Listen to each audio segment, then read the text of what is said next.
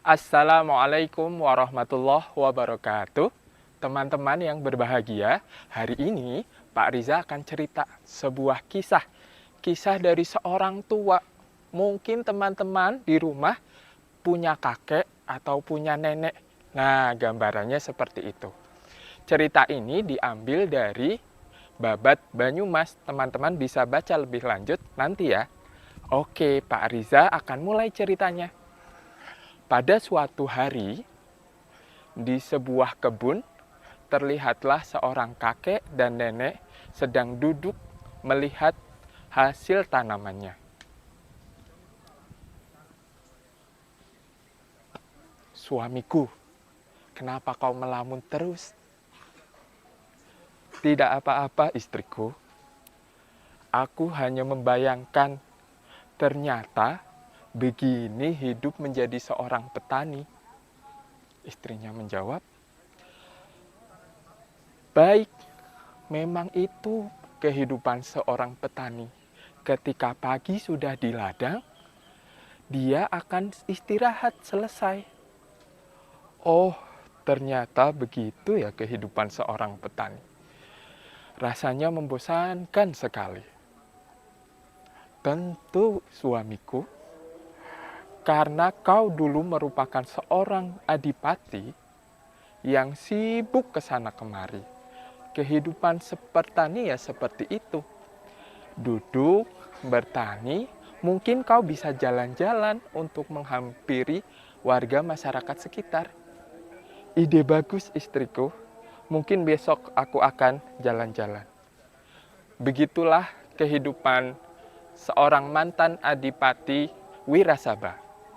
Dia adalah Adipati Sura Utama. Adipati Sura Utama setelah digantikan oleh anaknya, dia mengembangkan lahan kebun bernama Kebun Kecepit. Nah, atas dasar saran dari istrinya, maka kini Adipati Sura setiap selesai ke ladang, dia jalan-jalan. Kadang dia ketemu dengan anak-anak, kadang dia ketemu dengan orang tua, kadang dia ketemu dengan orang pengendara yang lewat atau musafir. Nah, teman-teman, suatu ketika Adipati ini berjalan menyusuri sungai. Di sungai terlihat dua anak sedang berebut ikan. Melihat kejadian itu, Adipati Sura menghampiri anak tersebut. Tuk, tuk, tuk, tuk, tuk. Wahai anak-anakku, apa yang sedang kau lakukan? Ini kakek, aku berebut ikan. Harusnya ini ikan punyaku. Satu orang lagi menjawab, tidak kek, ini ikanku. Aku yang temukan lebih dulu. Kakek Adipati menyampaikan kepada anak-anak, sudah, jangan kalian berebut ikan. Ikannya kan ada satu. Kita bisa bagi menjadi dua, sehingga semuanya bisa mendapatkan. Oh, begitu ya, kek. Kau setuju? Aku setuju. Nah, akhirnya dua anak tadi dibagi ikannya menjadi dua. Dan mereka sudah tidak ribut lagi. Dan kakek Adipati Sura akhirnya pulang. Sambil pulang dia menggumam, alhamdulillah, walaupun aku sudah tidak menjadi raja, kini kerajaanku yang dipimpin oleh anakku menjadi kerajaan yang damai. Tidak ada perebutan kekuasaan. Cuman sayang ya, sudah lama sekali anakku tidak berkunjung. Kapan ya kira-kira dia berkunjung? Sambil pulang, Adipati bercerita pada istrinya, Istriku, aku kangen sekali sama anak kita.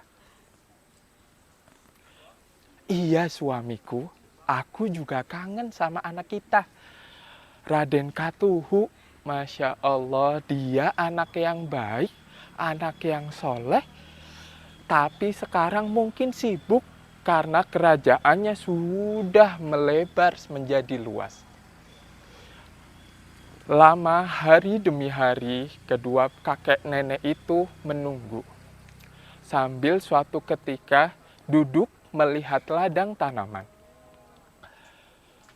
Lihat suamiku, akhirnya tanaman yang kita panen sudah bisa kita petik buahnya.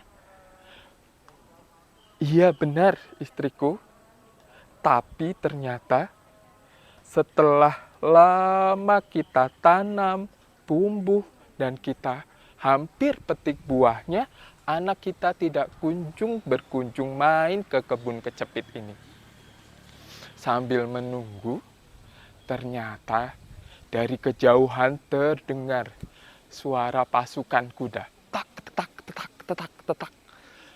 Itu rombongan apa?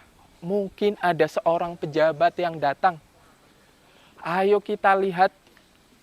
Kakek dan nenek itu berjalan menuju jalan utama, jalan yang besar. Di sana, sambil sudah berkerumun banyak orang yang melihat rombongan apa itu. Ternyata ada seekor gajah, teman-teman. Seekor gajah yang di belakangnya ada kereta yang dinaikkan kuda. Nah, penasaran kakek dan nenek itu, Adipati Sura, akhirnya menunggu. Susah sepertinya kalau melihat kerumunan itu, kata mereka. Setelah berjalan, ternyata rombongan itu, teman-teman, berkunjung ke kebunnya Adipati Sura, kebun kecepit. Dari situ, seorang turun dari kuda bersama istrinya. Mereka berdua berlari tergesa-gesa. Oh, siapakah itu? Melihat dari jauh, kakek dan nenek yang penglihatannya sudah buram. Siapa ya itu? Nah, ternyata mereka berdua itu berlari dengan sigap menuju Adipati Sura. Sambil datang menyembah, mereka bersalaman kepada orang tua. Wahai ayahku, wahai ibuku. Sambil menyembah, mencium kaki dan memegang tangan. Anaknya, Adipati Wirasaba itu, mohon maaf. Maaf ayahku, maaf ibuku. Hamba tidak lama berkunjung ke sini karena sibuk mengurusi kerajaan yang sangat luas. Adipati Sura berkata, tidak apa-apa anakku, aku sudah bangga padamu. Rakyat Wirasaba sekarang sudah menjadi makmur, tidak ada pertengkaran dan damai sejahtera. Kata Adipati Sura.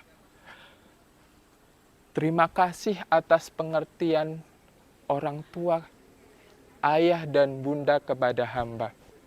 Sebagai bentuk permintaan maaf, hamba buatkan hadiah untuk ayah dan bunda. Hadiah 3 rangkap. Ada ikat kepala, ada kain, dan ada jubah. Tiga-tiganya itu berjumlah 3. Sebagai bentuk permohonan maaf, Adipati Katuhu kepada ayahnya yang sudah tidak lagi menjabat sebagai adipati dan hidup tenang di desa. Begitu ceritanya adik-adik, cerita tentang Adipati Sura yang sudah tidak menjabat lagi menjadi seorang adipati. Walaupun begitu, dia tetap tenang, tetap senang, dan bahagia menjalani kehidupannya yang baru menjadi seorang petani yang biasa.